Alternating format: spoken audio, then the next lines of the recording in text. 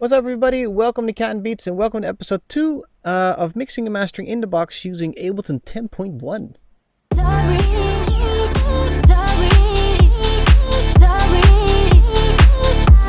Alright, so last time we started with the drums, and we got the drums to sound pretty good. Currently, they sound like this. But I also added a top loop. Now, I tend to add top loops to tracks where things are a little bit too simple and I need something more drummer-like. And what I mean with more drummer-like is I took a top loop from Ableton's MDFH drum loop 6 no kick. And in that drum loop, there was a little part where the drummer went tika. And I really like those little parts because when you add in that real drummer feel, normal drummers will always add in something on the fourth bar. As you can see, every single time it's brown, that's a little bit of a different loop. So something's on the fourth bar, you go to a different chord. Something's on the fourth bar, you go to a different chord on the fourth bar, and then we go into a drum break to the next part. And it's a kind of a nice way, and I'm a drummer myself, that you kind of keep the vibe alive instead of just I'm tired, and nothing ever fucking happens over here. All right, so the top loop sounds like this, and then there's a little, and that's all. Now, if you listen to the top loop by itself, there's a tiny little bit of ghost notery in there. Those are really soft little notes, and then you have that. And that's my favorite little part there, and that's basically adding a lot to it. So if you have drums that kind of sound like shit, just have a search in your search thing and write down the word top loop, and you'll almost certainly find something, which is going to be pretty cool. Now, on top of this, I kind of still want my drums to be a little bit nicer. So right now they sound alright, but it still sounds a bit muffled, and I kind of want to open up a couple of sounds. So the snare drum, the clap is a little bit, and I kind of want to open that up. So the way I'll do that normally would be with the Aphex Vintage Exciter, which is a exciter.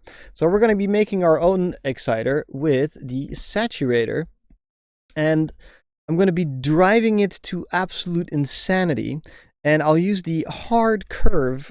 Turn down the output a little bit because otherwise it's just too much. Smack the frequency up all the way, and the bass too, and then we're gonna put in a little bit of the snare, the clap here, and we're gonna add a little bit of an EQ as well, so that we don't have any of the low saturation. I just want the top end. Make sure you don't cut that, and just to get this nice airy sizzly top. So let's see if that works, and just push into that just a tad.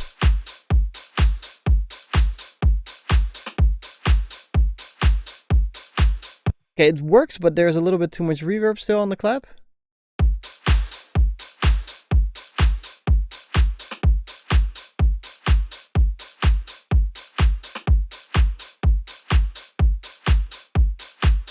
Okay, let's do the same thing to the upbeat because that's also a little bit too chucky.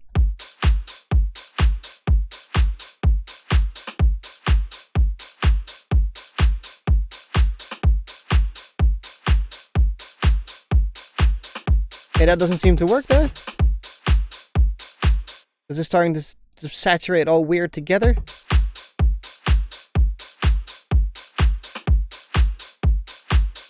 Nope.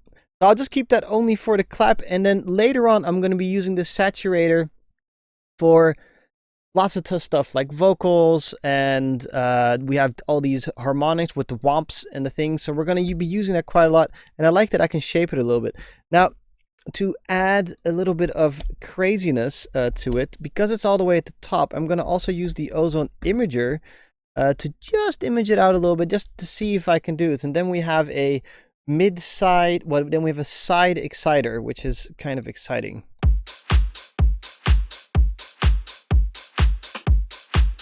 Without, it's a little bit of excitement, it's a little bit of ka, so that's nice. And then later in the mastering part, if I want to push the side top, for instance, to get that air, then I can use that if I want to. So that's a little quick tip for you guys. Now, to cover compression, I think I'm going to do a little bit of a trick. I think I'm going to send the 16 shaker and the reverb into an audio thing, and then put the drums in there as well, because then I can compress the whole lot together. And then if you put the drum room in the compressor as well with the drums, then an overall compression tends to make things sit quite nice. So let's just open up a audio track, put that over at the top. Make sure it's the right color. Make sure to write down what it is as well. And then with the I/O open, I'm going to be sending this into that drum bus, and that's into that drum bus. And this is going to also go into the drum bus. And now everything, if you press in, will play in this drum bus.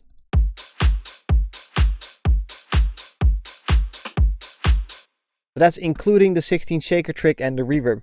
And now I want to try out some compression. Let's just go on audio effects. So we have a couple of things we can look at here. Let's just shoot out the compressor, the drum bus, and the glue compressor together, just to have a look. And maybe we can do something to really get things to sit quite right. Because right now it just sounds a bit over the top with the amount of bom, you know. I don't know if the drum bus is going to be a good choice. Let's just have a listen.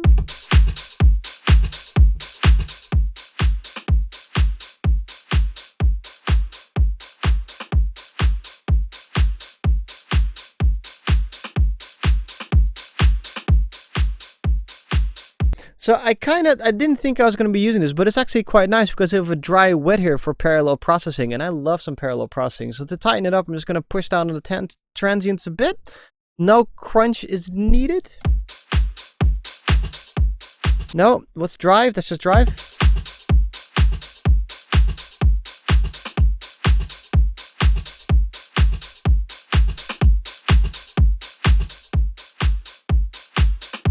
I really actually like that. I can't believe I actually like that. Oh my god. Now I want to do a little bit of compression. I really like the dry wet knob the most, by the way, because that's going to be the sexy number.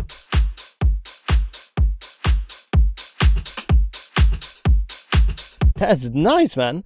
All right, so let's do a little bit of compression so the top end comes forward and the kick drum is left alone, and then we'll EQ it just right. Let's do a 4-to-1. I like setting my I like doing it a little bit awkward, but I put my threshold all the way down, attack and release as well. I'm going to turn these things off for a second, and we are going to make sure the makeup gain is turned off.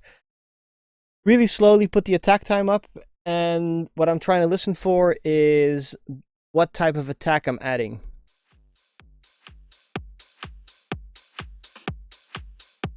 So there's some heavy coming through. This is nice. I'm going to use the release as a sort of gate. So it's only the and that's what I'll be using the compressor for, to get that extra like buff attacky time, which is nice. Now I'll also use this internal sidechain here, because what I can then do is have a little bit of low end cut out, so that my brain is farting, so that the low end can breathe a bit. So right now, if I put the frequency to 740, for instance, you can hear that the whomp, whomp, whomp from the kick drum is still coming through.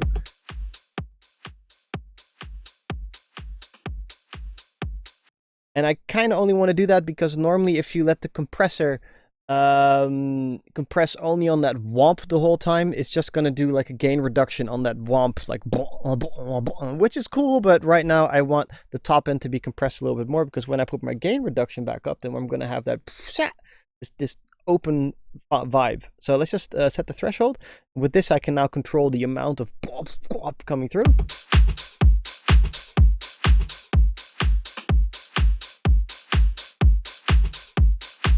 Very nice. Let's just check out how much gain reduction that is. About 5 dBs of gain reduction. That's pretty crazy, but who cares?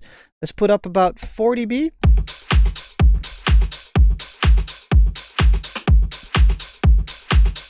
And with this frequency knob, I can now control the amount of low end that is going to be in here as well.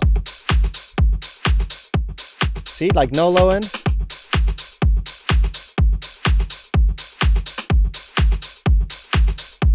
I think I'm going to use an EQ after this to just calm down on that insane amount of low end buildup. That's a pretty hard, heavy hitting drum set right now. Jesus Christ. Let's just put in number 3, number 3, number 3, and just A, B.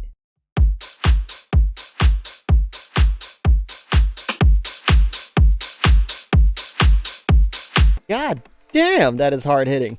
We definitely have some issues with the top end right now with the snare drum smacking through like nobody's business, but I think we'll get through that. All right. Let's see. I think I'm going to leave this episode with that, and then next time around we're going to be getting the bass and the drums to fit together as well. And as you can see, this drum bus compressor EQ combination is goddamn hella sexy. So I'll see you guys again next week, Thursday. Make sure to subscribe, like, and for my patrons who are making this all available, thank you so much. And this project file will be available for you to download as well as soon as I am fixing it. Make sure to check out the artist as well. Peace out and cheers.